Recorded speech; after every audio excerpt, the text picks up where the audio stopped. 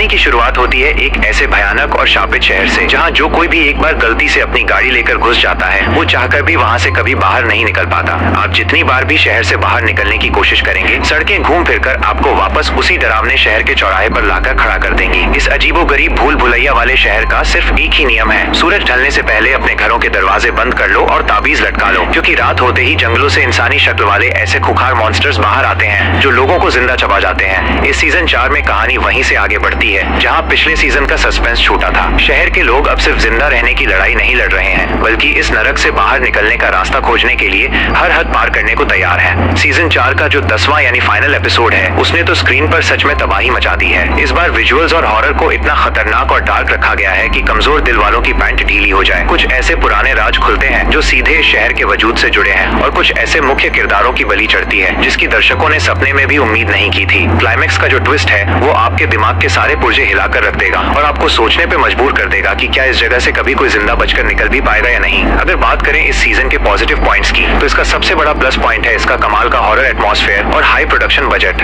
Makers ने हर एक episode के सस्पेंस को इस कदर बांध कर रखा है कि आप अगले एपिसोड पर क्लिक किए बिना रह ही नहीं पाएंगे। रात के अंधेरे में उन मुस्कुराते हुए मॉन्स्टर्स का धीरे धीरे घरों की तरफ बढ़ना आज भी उतना ही डरावना और रोंगटे खड़े कर देने वाला लगता है। एक्टर्स की परफॉर्मेंस, खासकर टाउन के शेरिफ का किरदार निभाने वाले एक्टर ने जो बेबसी और गुस्सा पर्दे पर दिखाया है, वो लाजवाब है।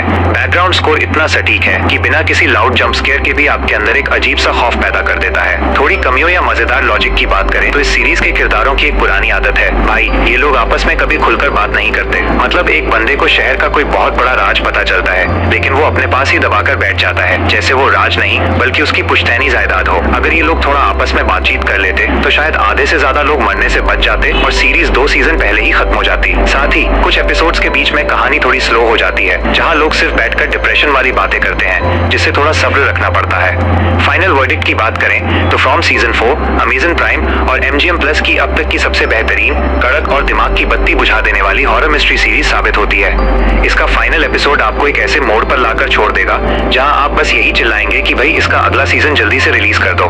मेरी तरफ से इस माइंड ब्लोइंग सीजन को मिलते हैं 5 में से 4.5 स्टार।